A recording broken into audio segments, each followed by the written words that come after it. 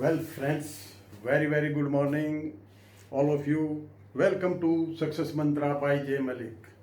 I am JP Malik before you. Today we will discuss home loan. Who can be a co-borrower? Who can be a co-borrower? और ये हम को-borrower हम क्यों बनाते हैं या बैंक क्यों को-borrower लेता है?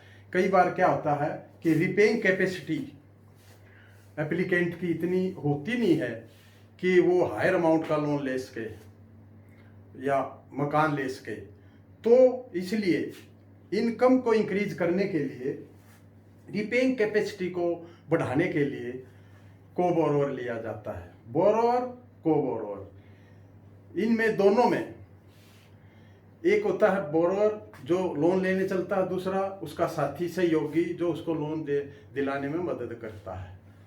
तो वैसे रिस्पॉन्सिबिलिटी के हिसाब से बोरोवर को बोरोवर में कोई फर्क नहीं है, अकाउंटेबिलिटी आर द सेम। लेकिन को बोरोवर कभी खाली इनकम इंक्रीज के लिए को एप्लीकेंट होता है, तो कभी कभी को ओनर होता है। को ओनर मीन्स प्रॉपर्टी का भी उसमें उसका शेयर होता है। तो हमने ये देखना है कि को बोरोवर कहाँ पर हम उसको को एप्लीकेंट ओनली बनाएंगे और कहाँ पर उसको share in property, owner in property में उसका हिस्सा होगा, वो किस किस केसेस में होता है। तो ये हम क्लियर करने के लिए वीडियो लेके आए हैं। तो आप अगर आप इसको पहली बार देख रहे हैं तो सब्सक्राइब कीजिए, शेयर और लाइक कीजिए, बेल आइकन दबाइए, ताकि हम आपको इसी तरह के एक से एक अच्छे वीडियो आपको लेके आते रहें और थोड़ा हम भी मोटिवेट होते रहें। तो आइए शुरू करते हैं। Home loan, who can be a co borrower. पहले तो यह है कि को-बोरोवर होना जरूरी क्यों है, इसके क्या बेनिफिट हैं। नंबर एक, रिपेइंग कैपेसिटी इससे बढ़ जाती है और हायर अमाउंट लोन हम ले सकते हैं। तो मकान जो एक व्यक्ति नहीं ले पाता तो अपने साथ किसी को-बोरोवर ले सकता है। तो दूसरा बेनिफिट है, इसमें हमारी सिबिल जो स्कोर है वो उसमें इम्प्रूवमेंट आ जाता है। और कई बार रेट ऑफ इंटरेस्ट में भी कुछ फाइनेंशियल इंस्टीट्यूशन को बोरोवर के साथ, खासकर वुमेन के साथ, रेट ऑफ इंटरेस्ट में भी बेनिफिट मिल जाता है। और तीसरा जो मोस्ट इम्पोर्टेंट बेनिफिट है वो है income tax benefit. Income tax में क्या होता है कि जैसे हम एटीसी के अंदर हमारे रुपीज जो भी है आजकल 1.5 लाख तक प्रिंसिपल अमाउंट मैक्सिमम छूट है। और सेक्शन इनकम टैक्स 24 के अंदर इंटरेस्ट बेनिफिट है। इंटरेस्ट बेनिफिट में अप टू ₹2 लाख, 2 लाख तक बेनिफिट है। और इसमें बोरोवर को बोरोवर कंडीशन ये है कि वो को ओनर होगा, तो जैसे हस्बैंड एंड वाइफ हैं, दोनों को इक्वल आपको दोनों बेनिफिट मिलेंगे। जैसे सपोज आपका इंटरेस्ट, साल का इंटरेस्ट ₹4,50,000 हुआ, ये आपने जमा ये आपके ऊपर इंटरेस्ट लगा। तो क्योंकि मैक्सिमम लिमिट 2 लाख है, तो ₹2 lakh interest benefit, interest rebate to borrower को बोरोवर ईच। अब इसमें 2-2 लाख दोनों को रिबेट मिल जाएगी। इंटरेस्ट 450 है लेकिन मैक्सिमम 2 लाख है, तो इंटरेस्ट बेनिफिट दोनों को 2-2 लाख का इंटरेस्ट जो आपकी ग्रोस में से डिडक्ट हो जाएगा। तो इनकम टैक्स का एक दोनों को फायदा है। तो एक तो आपको मकान होगा, दूसरा टैक्स बेनिफिट, तीसरा सिबिल आपकी स्कोर जो रेट ऑफ इंटरेस्ट में को इफेक्ट करता है, और चौथा जो होम लोन लोन का जो रिपेमेंट का बर्डन है वो 2 या 3 या जितने भी कोबोरोर आपने बनाए हैं उनमें शेयर उनका डिवाइड हो जाएगा, रिस्क बढ़ जाएगा। तो कोबोरोर इसलिए बहुत ज़रूरी है कि उसमें बर्डन जो है, रिपेमेंट बर्डन, वो कम हो जाता है, इक्वल फैमिली में बढ़ जाता है। लेकिन हम कोबोरोर किसे बना सकते हैं, किसे बनाना चाहिए, वो देखिए। Person of family relationship, blood relation, हम ब्लड रिलेशन देखते हैं, फैमिली रिलेशनशिप देखते हैं, फादर मदर सन, इस तरह जो फैमिली के जो मेंबर हैं ब्लड रिलेशन में हैं, हम उनको कोबोरोर बनाते हैं।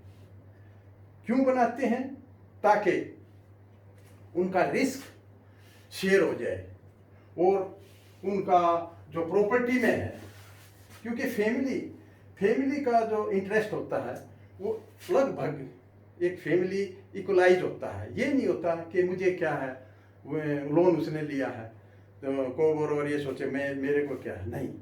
लेकिन ये बेनिफिट लेने के लिए कोबोरोर को ओनर होना जरूरी है। ओनर का मतलब है शेयर जो रजिस्ट्री होती है वो उसके नाम पे हो, और ये जो बोरोर हैं ये शेयर के हिसाब से, अगर सपोज 4 हैं बोरोर, तो 4 शेयर में ये होगा, जैसे 25%, 25%, 25%, 25% और 25%, ये चारों में होगा, और इसी तरह टैक्स में बेनिफिट मिलेगा।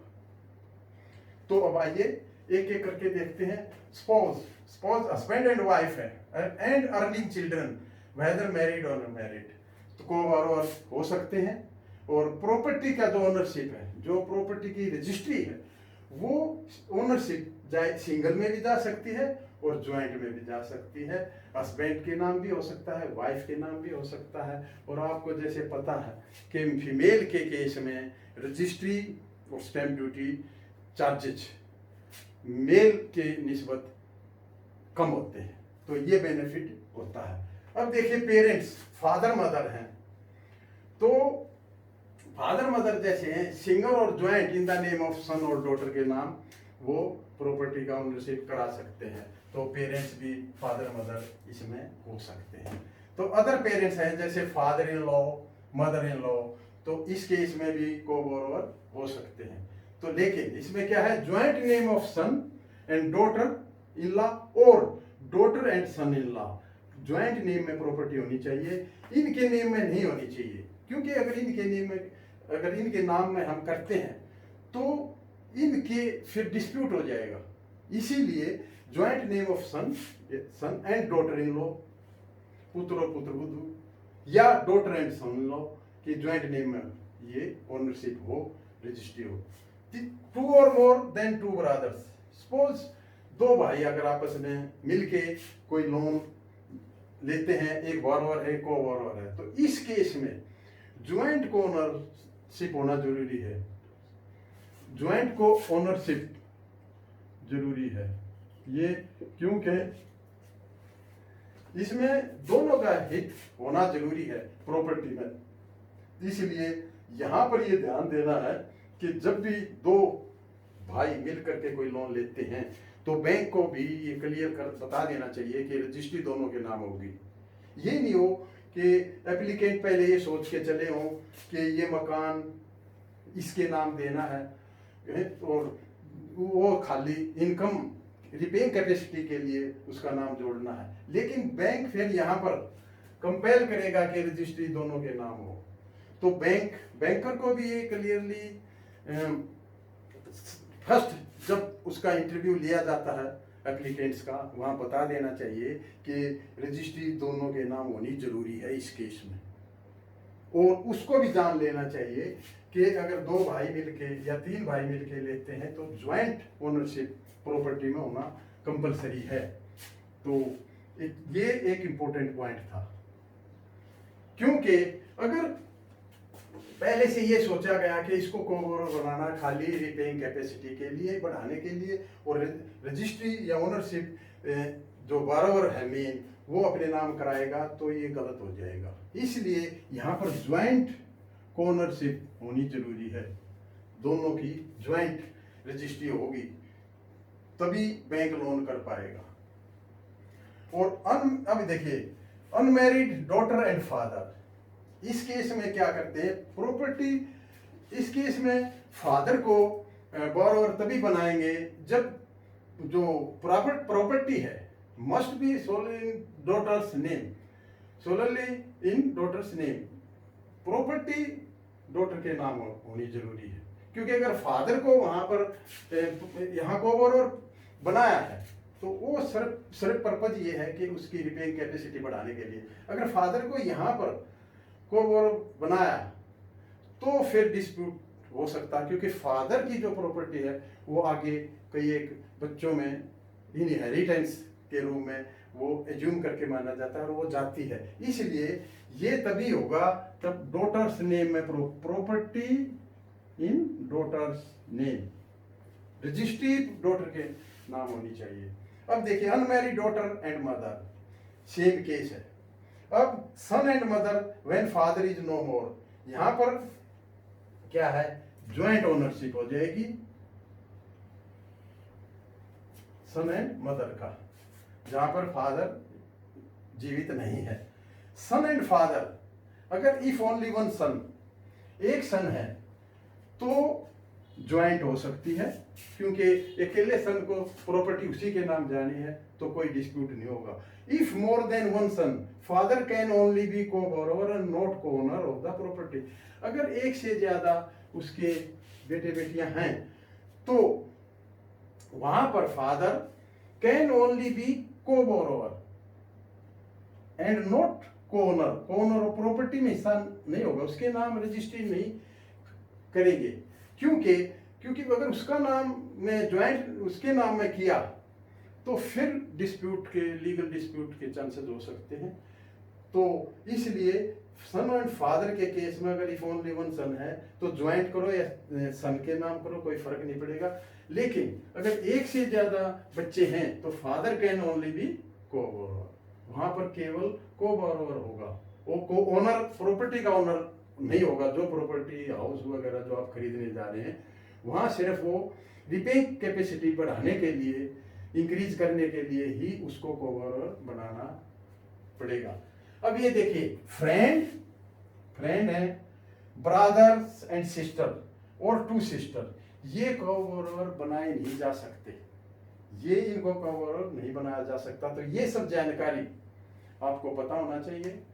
तो इट इज ऑल अबाउट को बोरोवर, कौन को बोरोवर बन सकता है और कौन किसका शेयर ओनरशिप प्रॉपर्टी में हो सकती है और कौन खाली रिपेइंग कैपेसिटी के लिए को बोरोवर बनाया जाता है।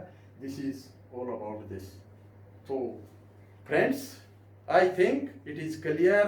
Have a nice day, take care of your health.